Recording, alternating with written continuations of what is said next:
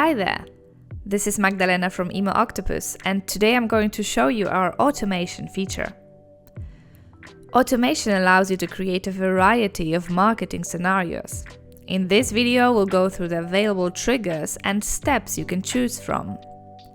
From the main dashboard, go to the Automations tab and click Create. Choose a name for your automation and the list it will be connected to. Then click Save and Next. We'll first need to choose a trigger. It will determine which subscribers from your connected list will be included in this automation. There are 6 different triggers we can choose from. Contact added to list will trigger the automation for all new contacts added to your list. If you choose this trigger, you'll see a pop-up asking if the automation should be run on imported contacts. This option is set to on as default, but you can always switch it to off if you want to exclude contacts added by import from your automation. We can return to the trigger list by clicking on Change Trigger. Contact field updated will trigger the automation whenever a contact has a specific field updated. You can select any field you created for that list and provide a desired value for the trigger, or leave it as blank if any update should start the automation. Contact tag added will trigger your automation when you add a tag to a new or existing contact.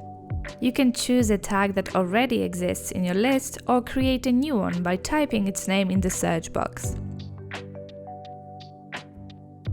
Contact tag removed will trigger your automation when you remove a specific tag from a contact. Manually via another automation will trigger the automation when a contact reaches a specific action step in another automation connected to the same list. And manually via the API will allow you to start your automation using an API call. It's a bit more advanced option for developers, so you don't need to worry about it if you don't create your own integrations using API. Now let's look at the available automation steps by clicking the plus icon visible under the trigger. You can send an automated email to your contacts by clicking the Send Email option. The setup process is similar to regular campaign creation.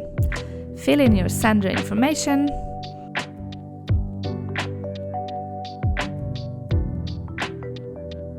and click on Auto to select your email template. You can use one of our ready templates or any of the templates you created. Click Save and Close when your layout is ready. If you'd like to make the contacts wait for some time, for example to delay a send or give them enough time to take some action, you can do that by adding a wait step. The default time is 3 hours, but you can change it by clicking on the step.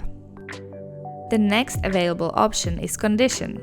It allows you to check if people who reach this step meet your chosen criteria.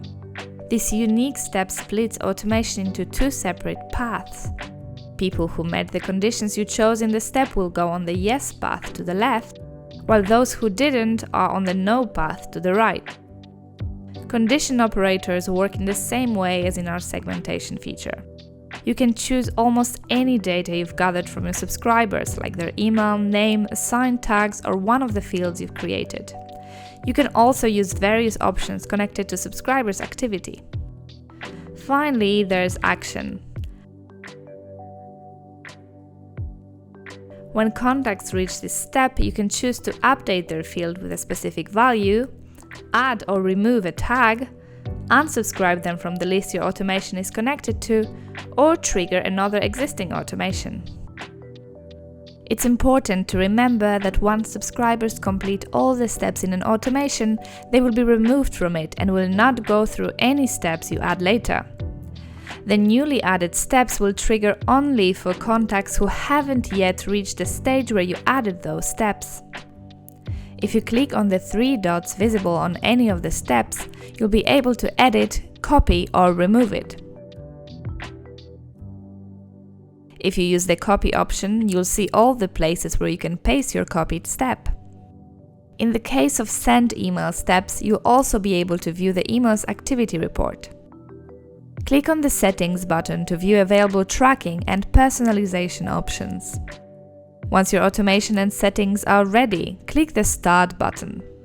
If you'd like to edit your automation later, you'll need to click the Pause button and restart the automation after you apply your changes. You can also stop the automation if you don't want any contacts to trigger it. That's it for now. Thanks for watching and happy emailing!